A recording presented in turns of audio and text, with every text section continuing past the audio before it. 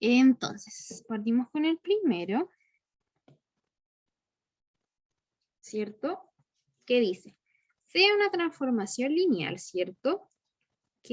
Cuyo conjunto de partida es R3 y lleva a también vectores de R3, ¿cierto? Recibe un vector de dimensión 3 y retorna un vectorcito de dimensión 3. ¿Qué me pide? Bueno, nos dan dos bases de vectores y nos piden hallar la transformación lineal de los vectores de la base B expresados en la base D. Y luego lo mismo, pero base B de los vectores de B y en base B de los vectores de B. ¿Cierto? Entonces, bueno, esta notación yo fui leyéndola como yo la interpreto, pero voy a anotarla un poquito. Entonces, la notación que nosotros ocupamos, esto a modo de recuerdo nomás, ¿cierto? La notación dice que yo tengo una transformación, esto me indica que estoy trabajando con matrices, ¿cierto? Que la transformación lineal yo ahora la voy a expresar en forma matricial y que voy a estar transformando los vectores de B, ¿cierto? Van a ser los que transformo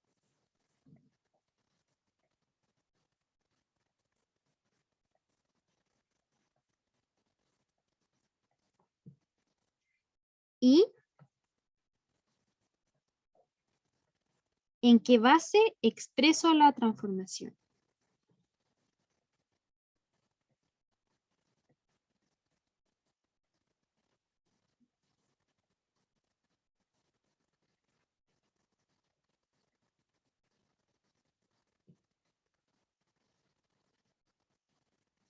¿Ya? Si aquí yo no tengo nada, asumo que la base es la canónica. ¿Ya? Es decir, ¿a qué me refiero con canónica? El 1,00, 0,10, 0,01. O el caso de la dimensión que estemos trabajando. Les mandé por correo las bases canónicas para los distintos espacios, ¿ya? Por si no lo revisaron. Entonces, ahora no voy a revisar el resumen porque está súper largo, pero lo tienen ustedes en la carpeta para revisarlo después, ¿ya? Porque vamos a ocupar un par de formulitas, no todas. Entonces, eso con la anotación, ¿vale? Entonces vamos a ir aclarando un poco más a medida que vayamos haciendo el ejercicio. Nos piden entonces la transformación de los vectores de B en base D, ¿cierto? Vamos a realizar eso. Entonces, la letra A. ¿Qué tenemos? Nos dicen que la transformación, ¿cierto? De la primera coordenada, la segunda coordenada y la tercera coordenada es igual a C, la primera coordenada más la segunda coordenada más la tercera coordenada, coma, 4 veces la primera coordenada, más 2 veces la segunda coordenada, más la tercera coordenada, ¿cierto?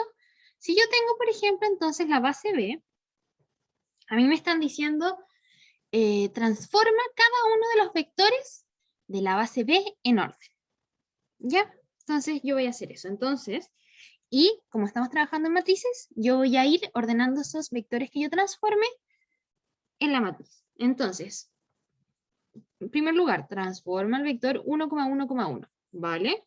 Entonces, yo hago mi matriz, ¿cierto? Que cuando yo la transformo directamente, se supone que me quedan a mí expresados en base canónica, eso ya lo vamos a ir puliendo, pero si no se entiende todavía. Pero entonces yo digo que, sin expresarlo en otra base distinta, ¿cierto? Esto va a ser. Entonces, ¿cuál es la transformación del primer vector? Nos dicen, la primera coordenada del vector va a ser la tercera coordenada del vector que se está transformando, es decir, 1,1,1 se va a ser 1. Y tenemos que anotarlo en la matriz verticalmente, ¿ya? Entonces, luego, la segunda coordenada va a ser la primera coordenada del vector que se está transformando más la segunda más la tercera. Eso querría decir que es 1 más 1 más 1, 3. Y la tercera coordenada de nuestra columna va a ser, entonces, 4 veces la primera coordenada, 4A, 4, más 2 veces la segunda, 2, 6, ¿cierto? Más 1, 7. ¿Qué sigue? Sigue que transformamos el segundo vector. ¿Vale? Quedaría, entonces, C en este caso es 1, A más B más C, 2, y 4A más 2B más C sería 4 por 0, 0, más 2 por 1, 2, más 1, 3. Y finalmente tengo C, 1, ¿cierto? 1. A más B más C, 1. Y 4A más B más C, perdón, 4A más 2B más C, 1. Entonces, esa es mi matriz que alberga la transformación de los vectores de la base B. ¿Ya? Y luego nos dicen, pero además tienes que expresarlo en base a D. Entonces, ¿qué hacemos nosotros? Se supone que lo que hacemos nosotros es decir, ya, tengo mi primer vector. ¿Por qué escalares yo multiplico la base D para obtener el vector de la base B transformado? Entonces yo digo, alfa por la base B, fíjense, D, digo, alfa por cuánto más beta por el segundo vector de la base más gamma por el tercer vector de la base me va a dar 1,3,7. Importarte el orden aquí. El orden en que nos presentan los vectores de las bases es el orden que tenemos que respetar porque si no se nos van a desordenar las cosas y no nos van a dar los resultados. ¿Ya? Entonces, aquí yo me doy cuenta muy rápidamente que alfa es igual a 1, beta es igual a 3 y gamma es igual a 7. ¿Cierto? Porque es la suma de los vectores. Entonces, ¿qué me dan estos? Estos van a conformar el vector que va a ir a la matriz, ¿cierto?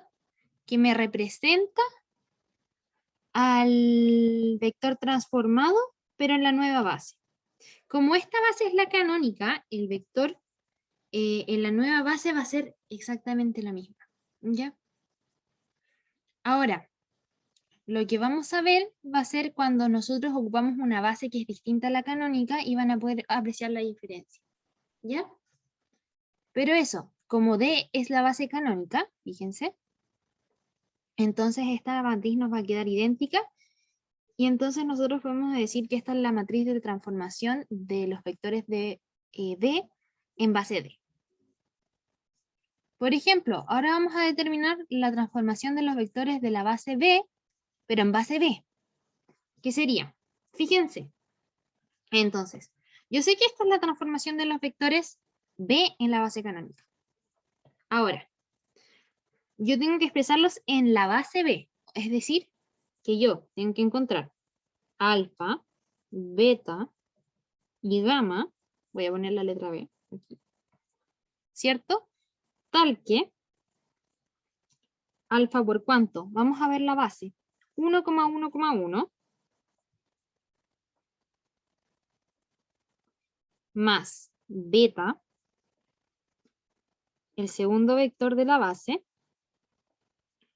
más gamma por el tercer vector de la base, tienen que ser igual a el 1,3,7, que es el primer vector de la transformación de los vectores de B, ¿cierto? Entonces, vamos repitiendo un poco el asunto. Yo tengo una transformación, la almaceno en una matriz.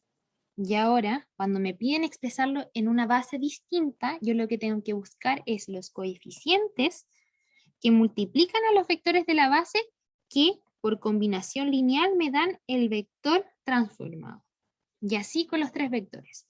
Y estos coeficientes van a formar vectorcitos que yo voy a almacenar en una matriz y me van a dar la matriz que yo estoy buscando. ¿Ya? En este caso, veamos, ¿cuánto vale alfa? Alfa sería alfa por 1 más 0 me tiene que dar 1. Alfa claramente, alfa por 1 igual a 1, ¿cierto? Eso quiere decir que alfa es igual a 1. Vamos a ver la siguiente ecuación. Alfa, ¿cierto? Más, estoy haciendo, por si se perdieran, estoy igualando coordenada a coordenada, porque son vectores. Yo al sumar vectores, sumo las coordenadas. Entonces estoy viendo ahora la segunda coordenada de los vectores y tengo alfa más beta, ¿cierto? Estoy en la segunda posición, más gamma por 0. Eso no cuenta. Es igual a 3. Yo sé que alfa es igual a 1, así que 1 más beta es igual a 3. Por tanto, beta es igual a 2. ¿Cierto? Y finalmente, tenemos que, tercera coordenada, alfa más beta más gamma igual a 7. Alfa 1 más beta 2 más gamma igual a 7. Gamma es igual a 4. Entonces nuestro primer vector de la matriz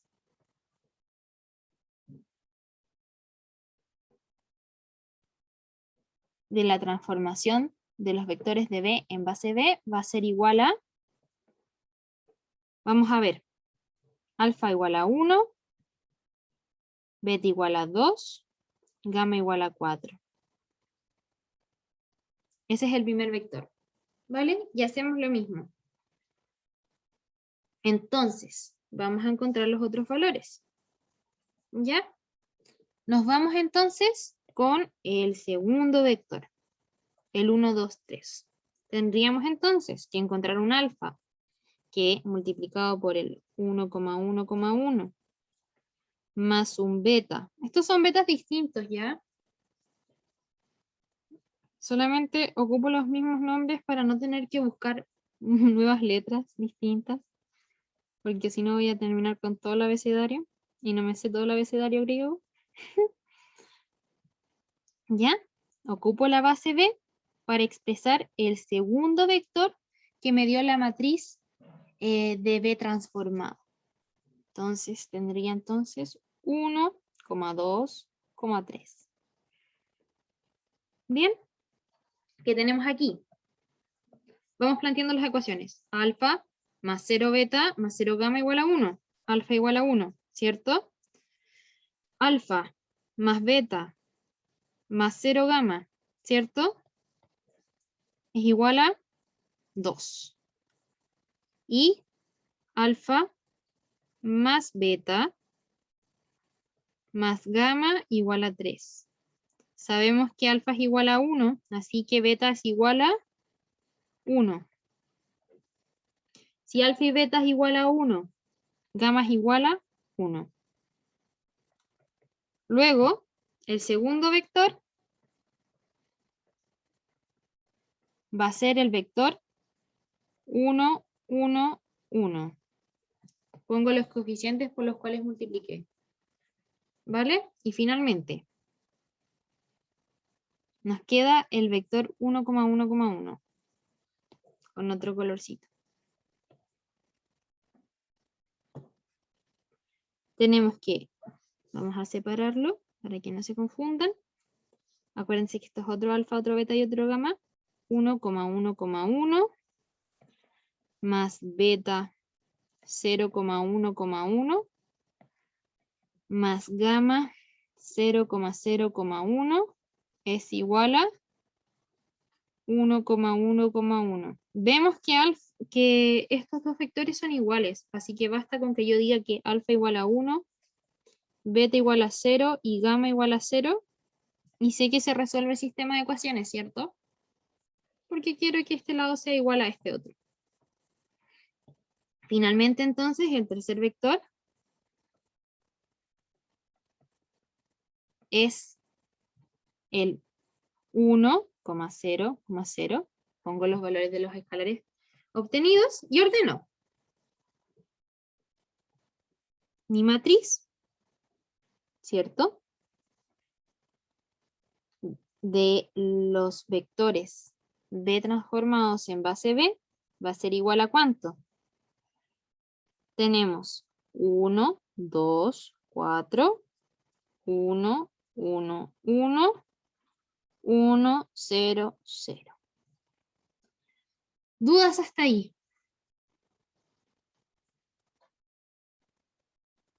¿Nos vamos bien?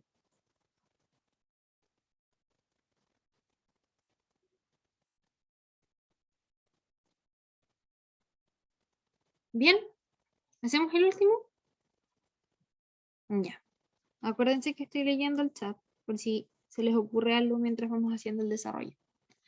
Entonces, chicos, ¿qué nos falta? La transformación de los vectores de D expresados en base D. Vamos a transformar D. Entonces, voy a achicarlo un poquito. ¿Se ve todavía? Creo que no se ve nada. A ver. Voy a volver a copiar la transformación mejor. Entonces, esto quería yo. Vamos a transformar entonces los vectores de D. Nosotros sabemos que D es la base canónica, así que vamos a obtener, ¿cierto? Que va a ser, la base canónica es 1, 0, 0, 0, 1, 0 y 0, 0, 1. Para el 1, 0, 0, C es igual a 0. A más B más C, 1. 4A más 2B más C, 4. El segundo, 0, 1, 0. 0, 1, 2. 0, 0, 1. 1, 1, 1. Y me dicen, exprésalos en base B. Es decir, entonces, tomamos nuestro primer vector. ¿La base B cuál era? El primer vector. El 1,1,1 más el 0,1,1, el 0,0,1. Y tiene que ser todo esto igual al vector 0,1,4. ¿Cierto? El primer vector. ¿Qué tenemos aquí? Veamos. Las ecuaciones, el sistema de ecuaciones. Alfa más 0 beta más 0 gamma igual a 0. Alfa igual a 0. Alfa más beta igual a 1. Alfa igual a 0. Beta igual a 1.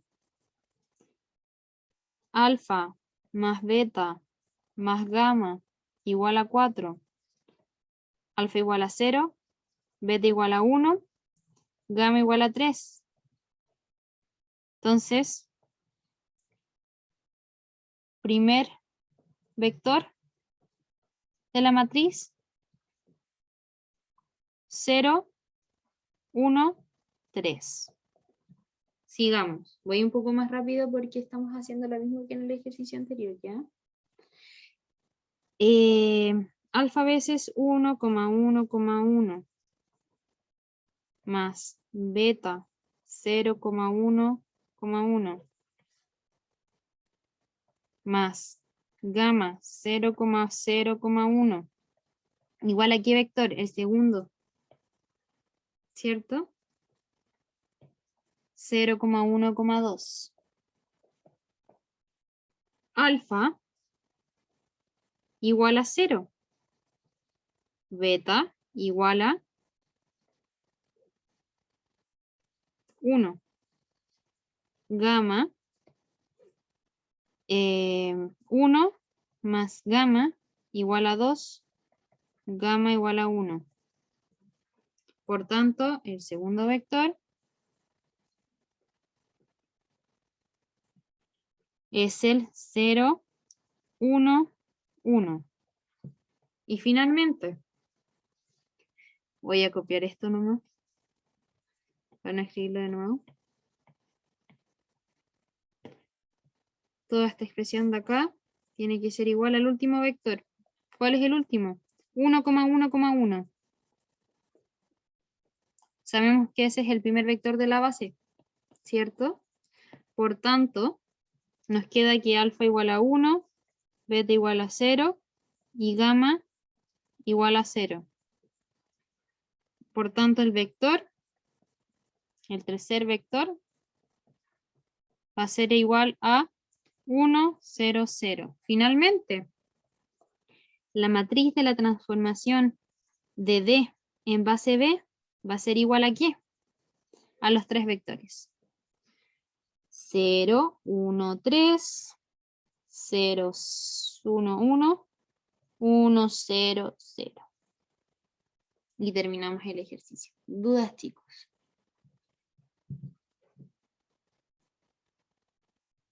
¿Bien? Eso. Me quedo doliendo el brazo. Pero eso, chicos. Entonces, abordar los ejercicios con calma. Si tienen destacadores, pueden ir marcando las filas, ¿cierto? Y las columnas. Y eso básicamente.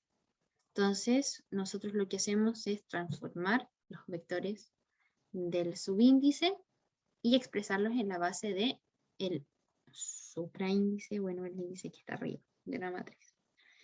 Y esto es todo.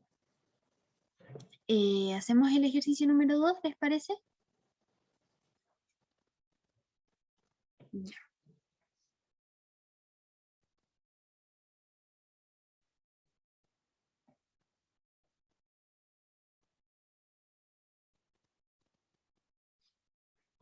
Entonces, tenemos nuestro ejercicio 2.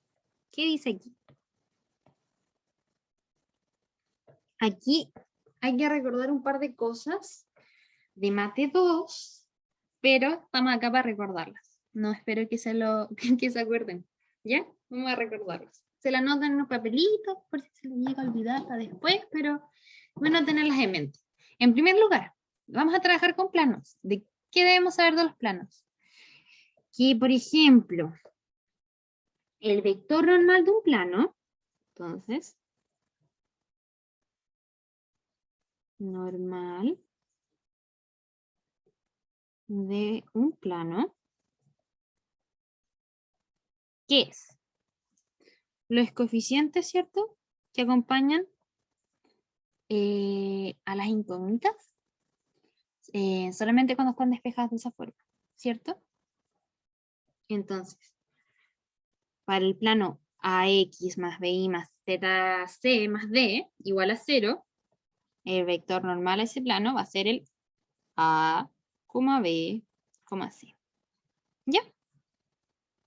Vamos a pasar el curso, o sea, no pasado, como en unas 4 semanitas más, no, un poco menos. Vamos a aprender por qué pasa eso, pero de una forma, o sea, a través del cálculo, ¿ya? De una forma distinta de que como ustedes lo vieron en mate. Vamos a seguir. ¿Qué otra cosa les puedo decir? La proyección, ¿ya? La proyección de un vector sobre otro venía dado por el producto punto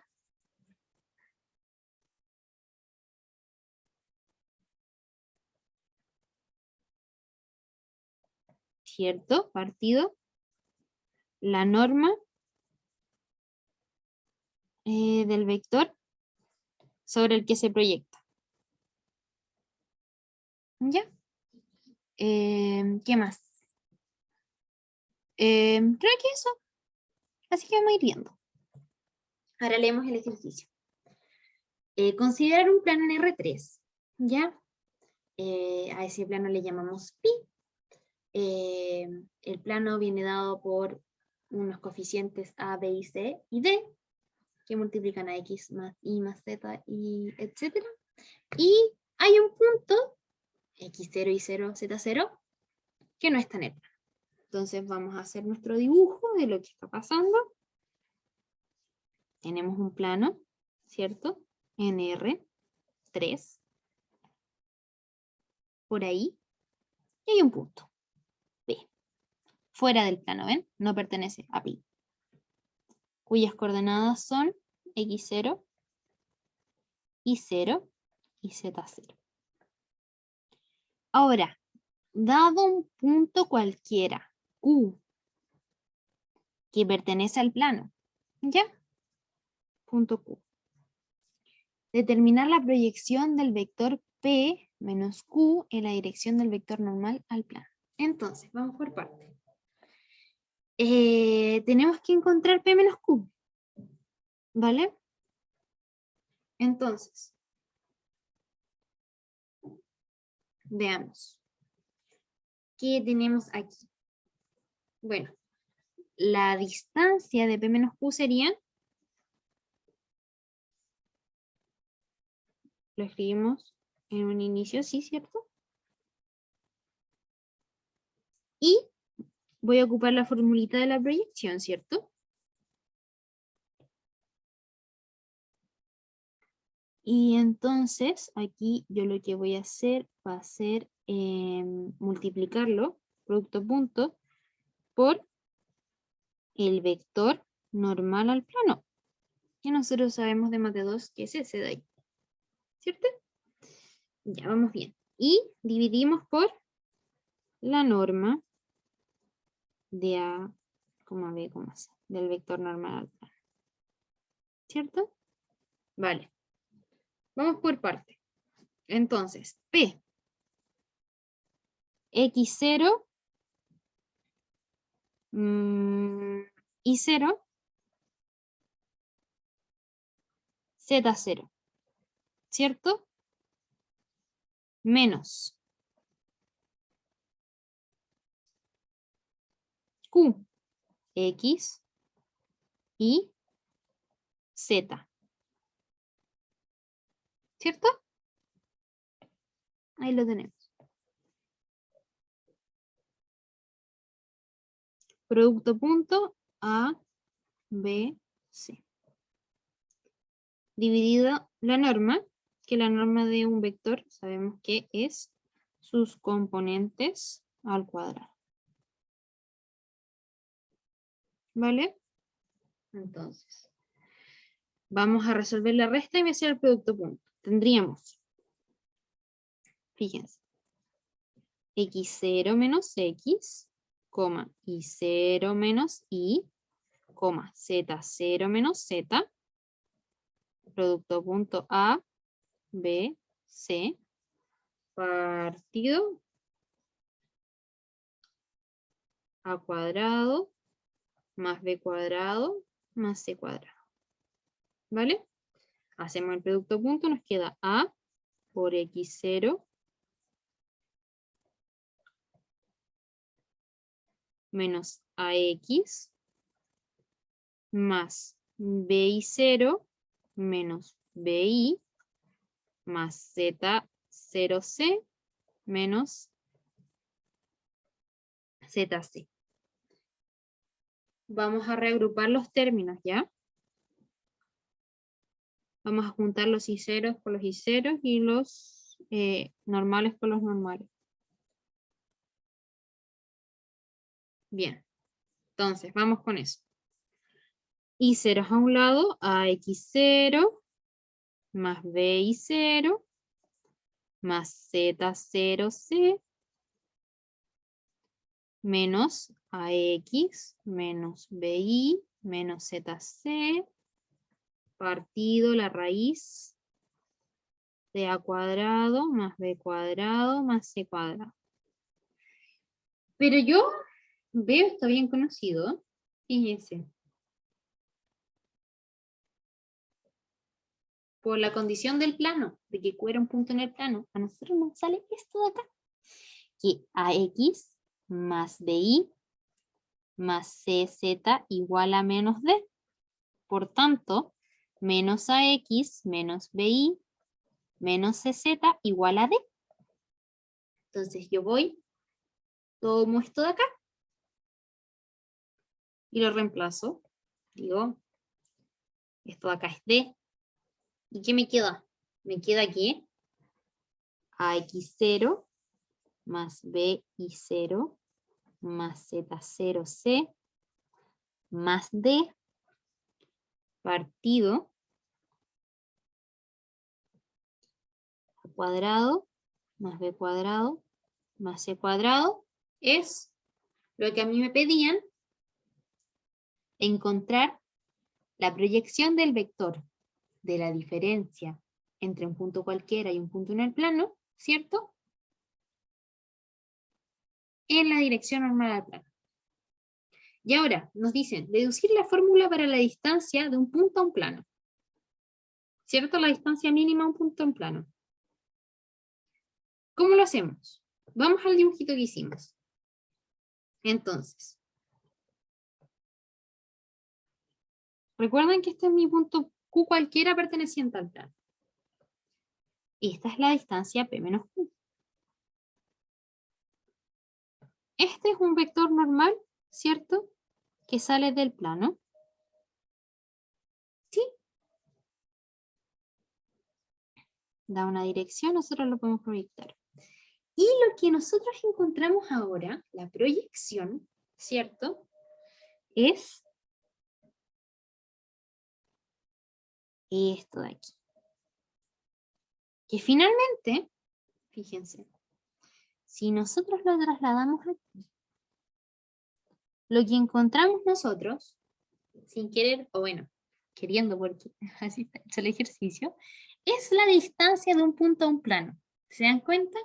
Entonces, nosotros con la herramienta que es sacar las proyecciones, ¿cierto? A un punto cualquiera, nos damos cuenta que es la herramienta que nos permite a nosotros calcular las distancias a un plano utilizando un punto cualquiera. ¿Ya?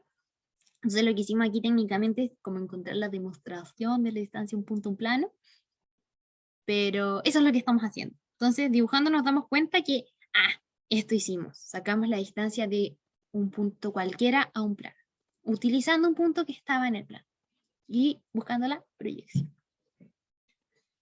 Eso, chicos. ¿Bien? ¿Mal? ¿Pésimo? ¿Qué raro el ejercicio? ¿No? ¿Estaba bien? ¿Sí? ¿Alguna duda?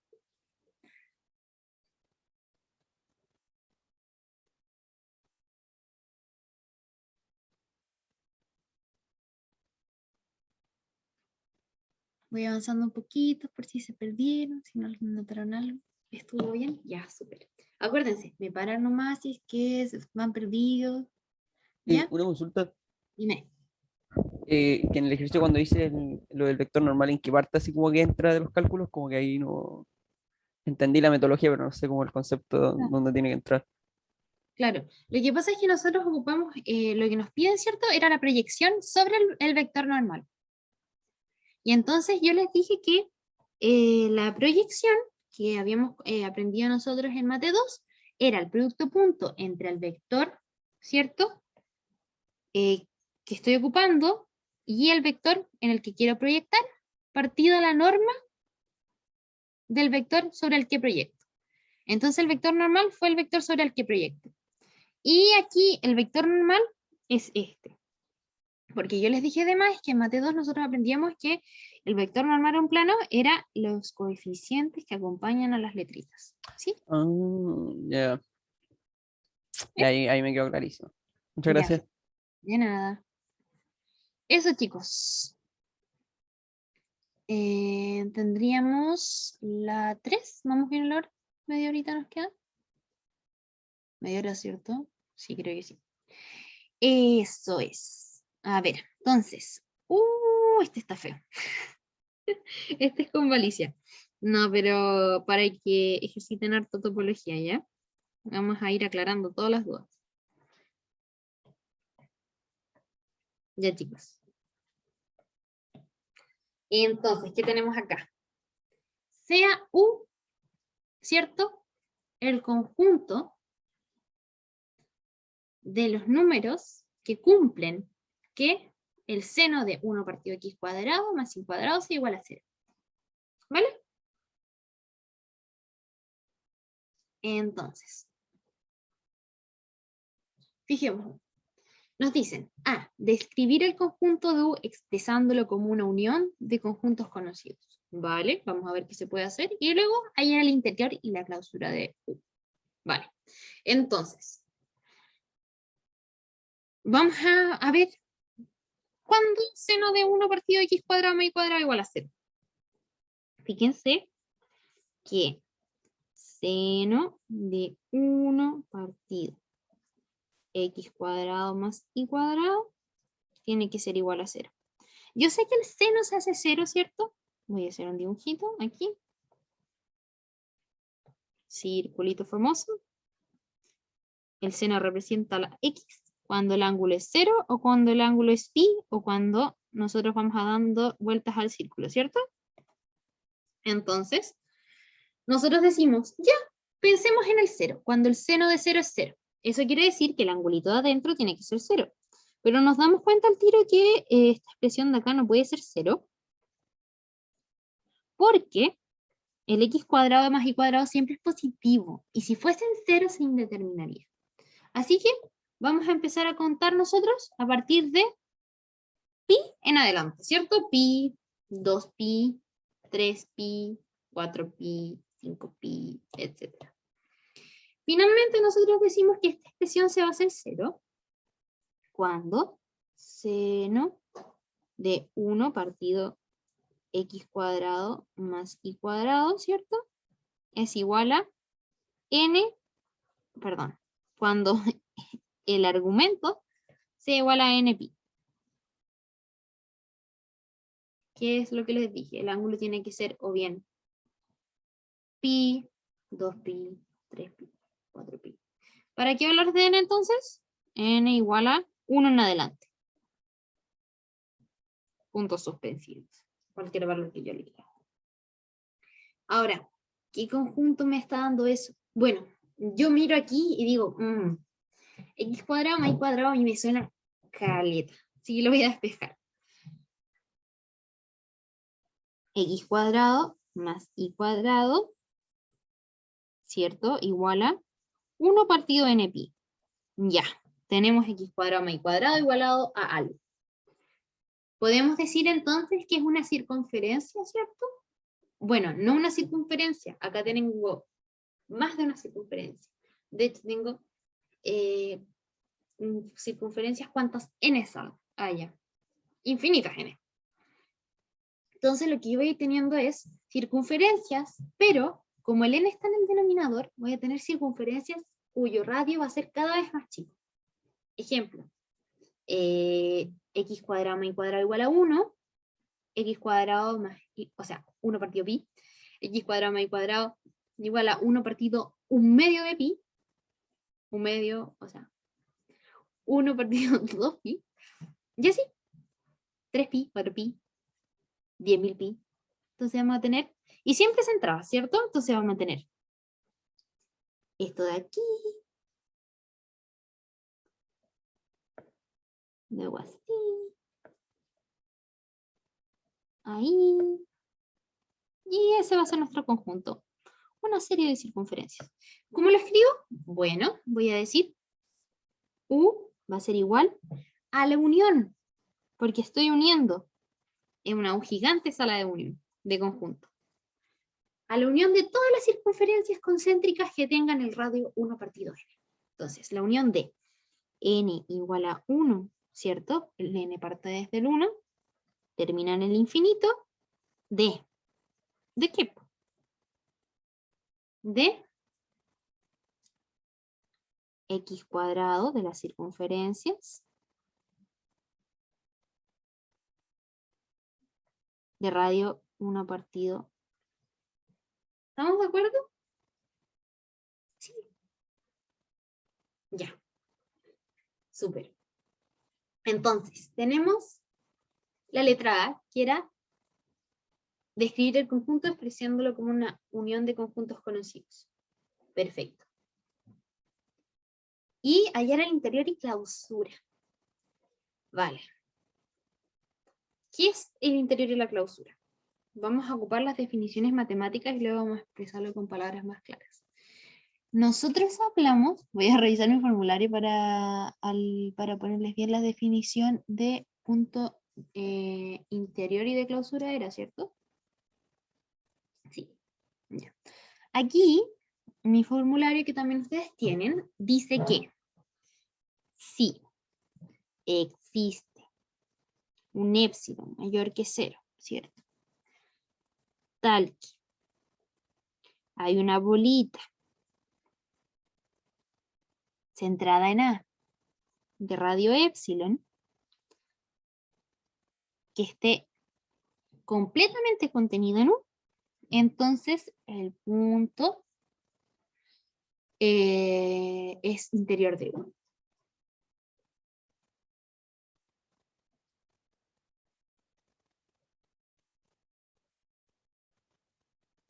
Fijémonos. Esto es un círculo llenito. Llenito el círculo. ¿Vale?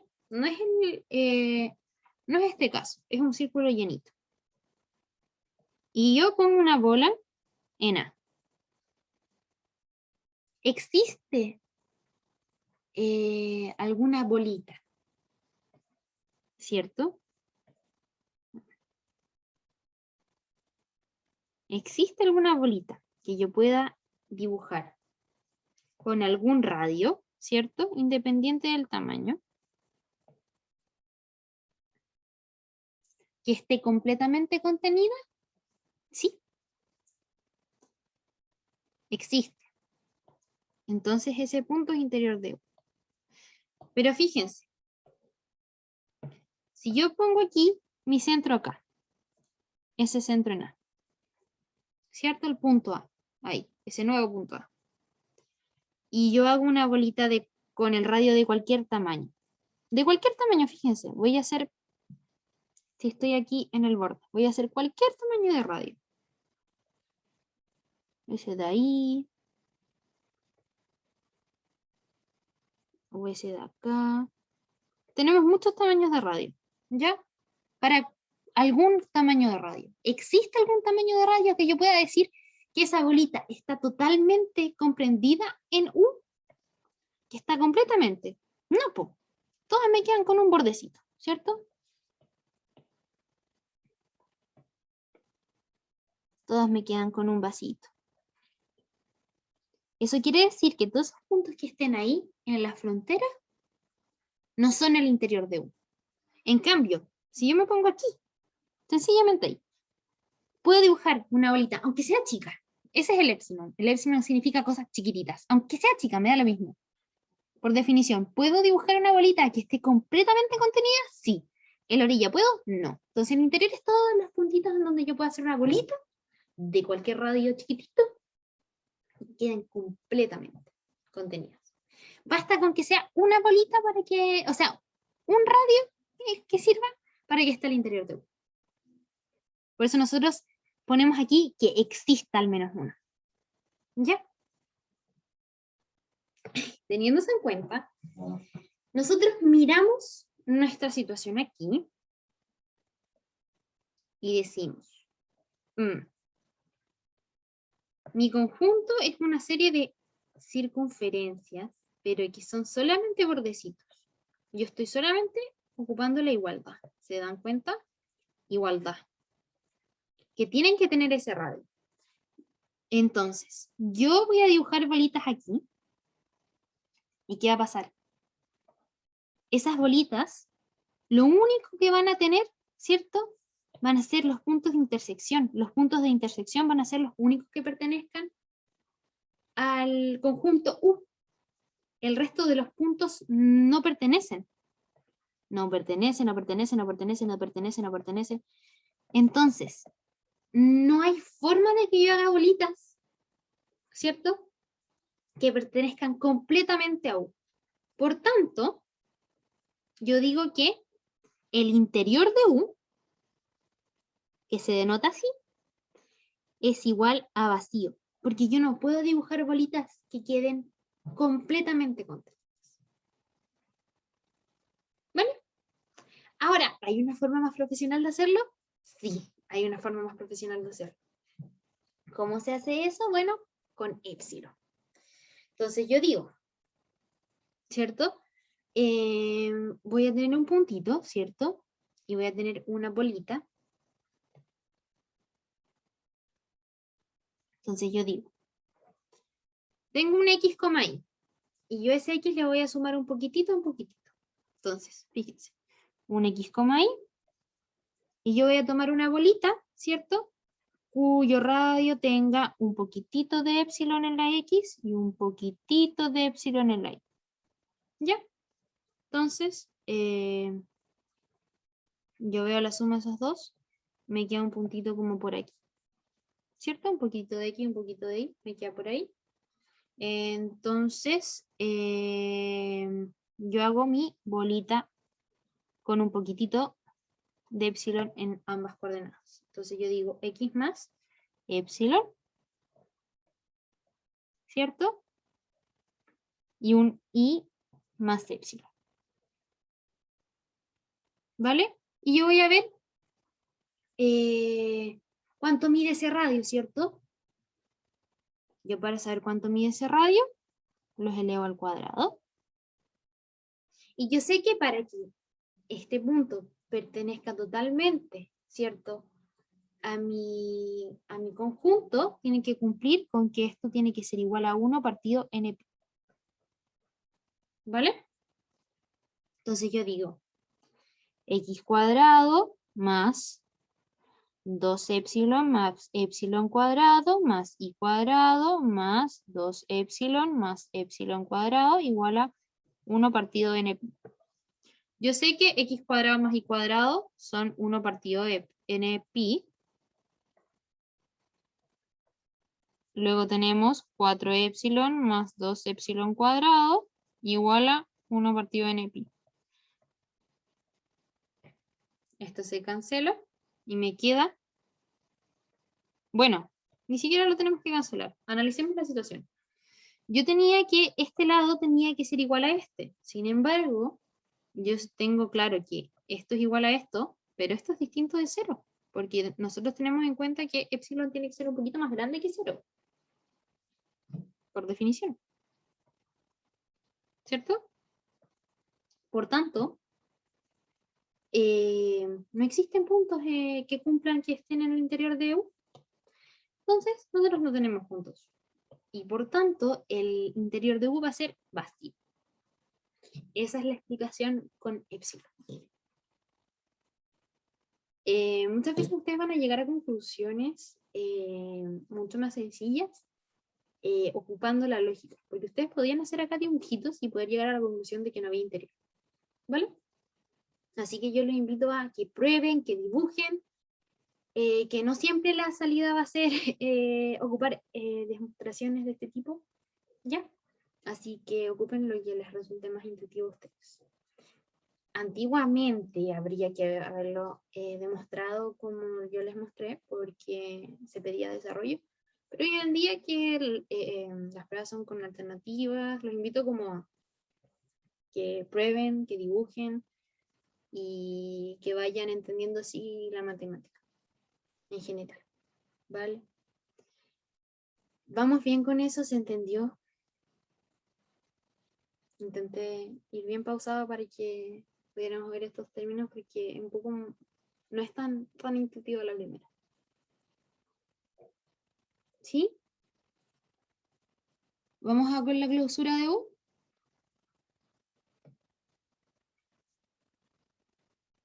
Clausura. Entonces, ¿qué tenemos aquí? Voy a copiar la definición de clausura y tenemos que, bueno, la clausura se refiere al conjunto de puntos que cumplen con ser puntos de adherencia. ¿Y qué es un punto de adherencia? Es que para todo épsilon, ¿cierto?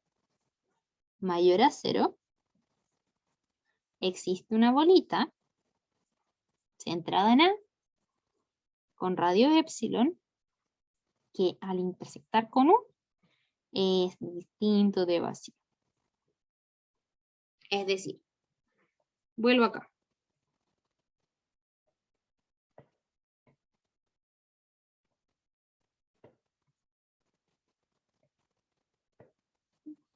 Entonces, yo pongo mi puntito, ¿cierto? Hago mi bolita.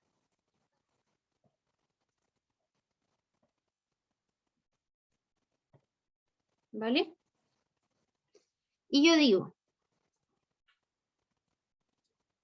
para cualquier bolita que yo haga, ¿va a intersecar algo? Sí, po. Yo puedo hacer cualquier bolita de cualquier tamaño, siempre va a intersectar algo de U. ¿Se dan cuenta?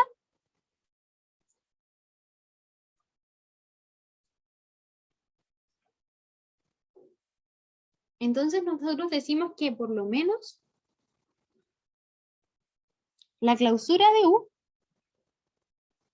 que se denota así, va a ser igual a U. Por lo menos. Ahora vamos a ver si le añadimos algo más. Porque yo puedo dibujar cualquier bolita. Esto no lo tenemos que demostrar porque es obvio. Podemos dibujar cualquier bolita y va a intersecar a U. Ahora bien, ¿hay algún punto que no pertenezca a U, pero que nosotros podamos dibujar cualquier bolita e interseque a U? Sí. ¿Y cuál es nuestro candidato? El 0,0. ¿Por qué? Porque fíjense acá que nosotros, para resolver esto, dijimos, se indeterminan el 0.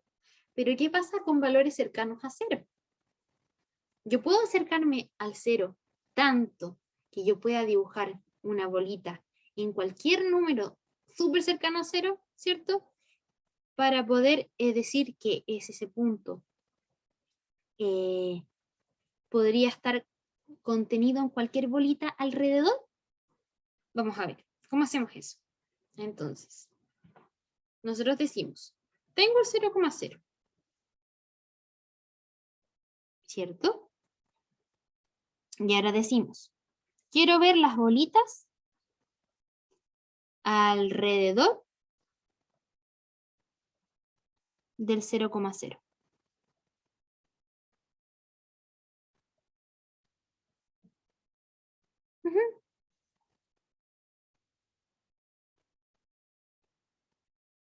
Y para quien pertenezcan a U, esto tiene que ser igual a 1 partido n. ¿Qué me está diciendo esto? Bueno, yo sumo y me queda que 2 epsilon cuadrado tiene que ser igual a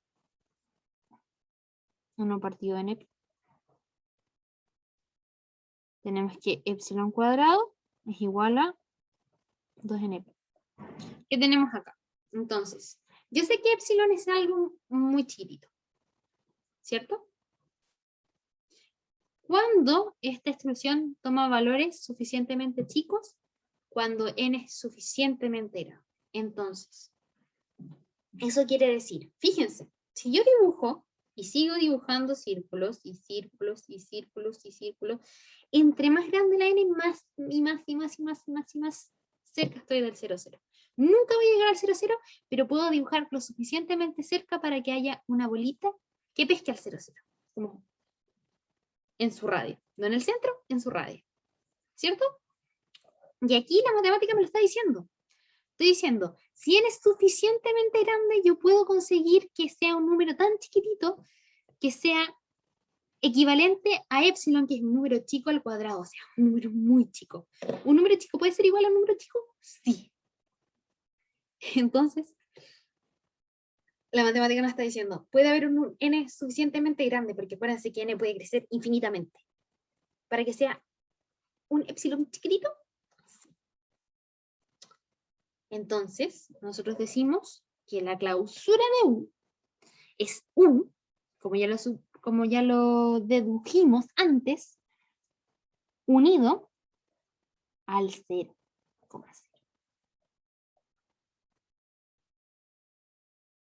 ¿Sí? ¿Se entendió? Medio extraño. Pero sí funcionan los conjuntos. Eso, chicos. Con topología.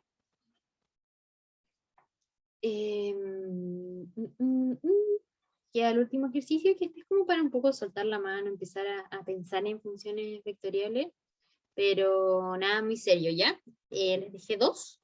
Este que vamos a hacer nosotros. y este que van a hacer ustedes en la casa, que es un desafío. O sea, si quieren lo hacen, si no, no. Pero la idea es que empezamos a pensar en curvas de nivel, que es lo que estamos viendo acá. Entonces, lo leo. En cada caso, esbozar la posible gráfica de las funciones asociadas a los siguientes gráficos. Entonces acá tenemos curvas de nivel, ¿cierto? Y vamos a ver un recordatorio chiquitito de qué significa. Entonces, copia.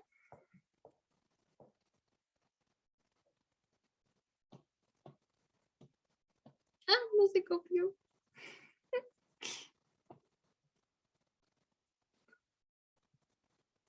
Pero voy a borrar esto.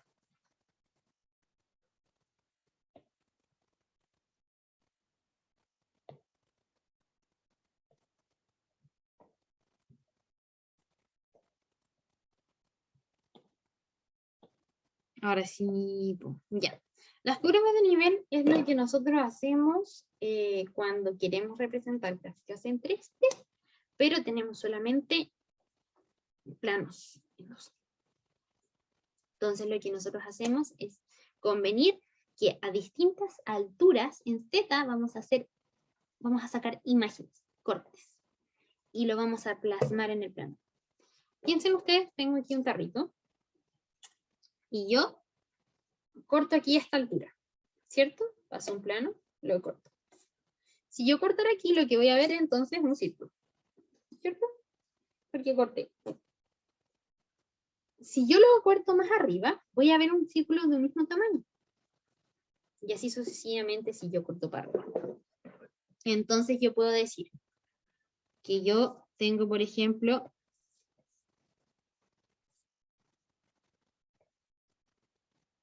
mi tarrito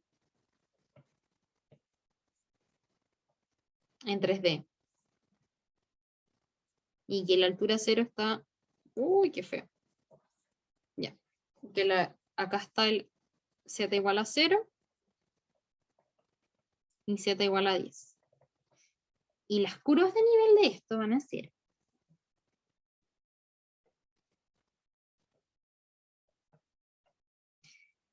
circulitos. Bueno, voy a ubicar un poquito. Por aquí van a estar. Circulitos idénticos, ¿cierto? Para z igual a 1, 2, 3, 4, 5, 6, 7, 8, 9 y 10. Todos montanos, todos uno sobre otro, porque siempre va a ser la misma imagen. Ahora, ¿qué tenemos aquí? Tenemos que vamos cortando a distintas alturas y vamos a obtener círculos de distinto tamaño. ¿A ustedes qué figuras se les ocurren? No les estoy diciendo qué figura es esta, pero ¿qué figuras se les ocurren que yo podría cortar a distintas alturas y obtener círculos de distinto tamaño? Por ejemplo, a mí se me ocurre un paraboloide. Porque, por ejemplo, piensen en un paraboloide, ¿cierto?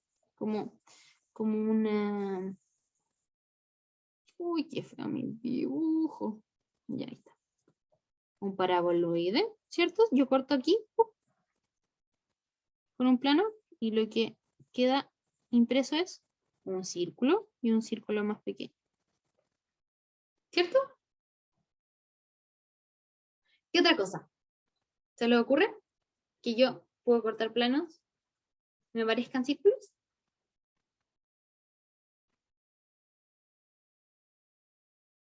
Un cono, ¿cierto?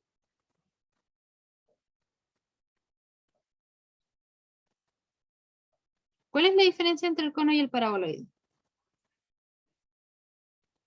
Que el cono, cuando yo tengo una altura, por ejemplo, z igual a 10 y z igual a 5, esto decrece de forma constante. ¿Vale? En cambio aquí no decrece de forma constante. Este círculo es un poco más grande de lo que sería estando en la misma altura en un cono. Teniendo eso en cuenta, nosotros vamos a dibujar qué podría ser esto.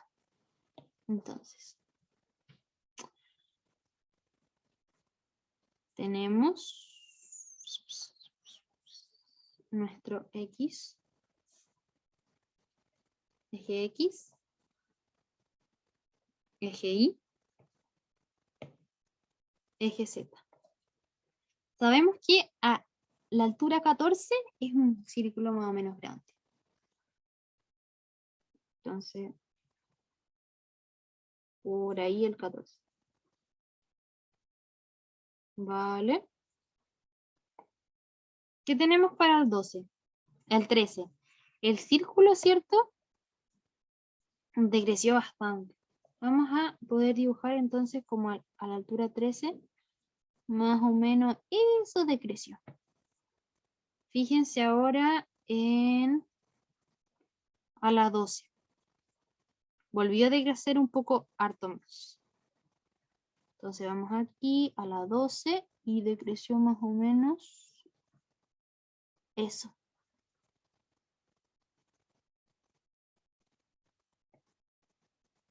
A ver, 11. Un poquito más. A ver.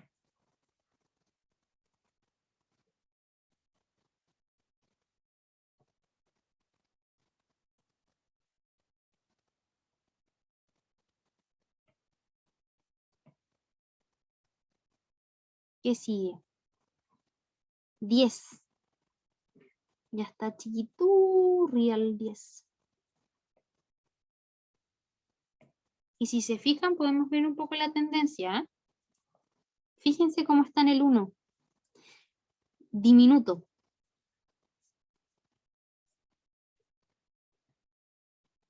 Vamos a dibujar un par más. Yo creo que ya podemos apreciar.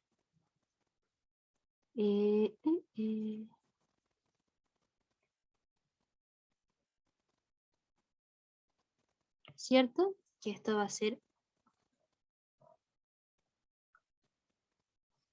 una cosita así. Ya. Uy, que me quedó feo. Pero así.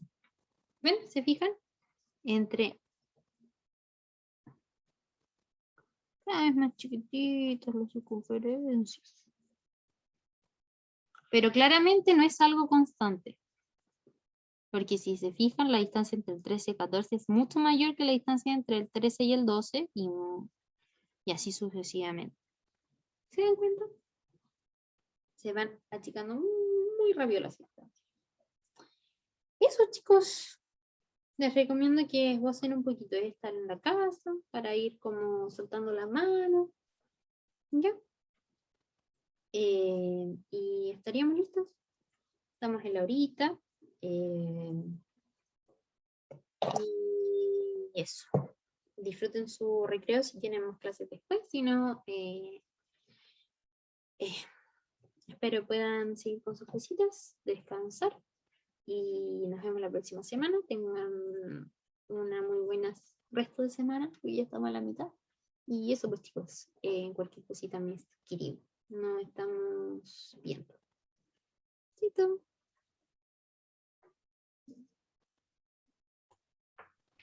Chao, muchas gracias. Espero que estés bien.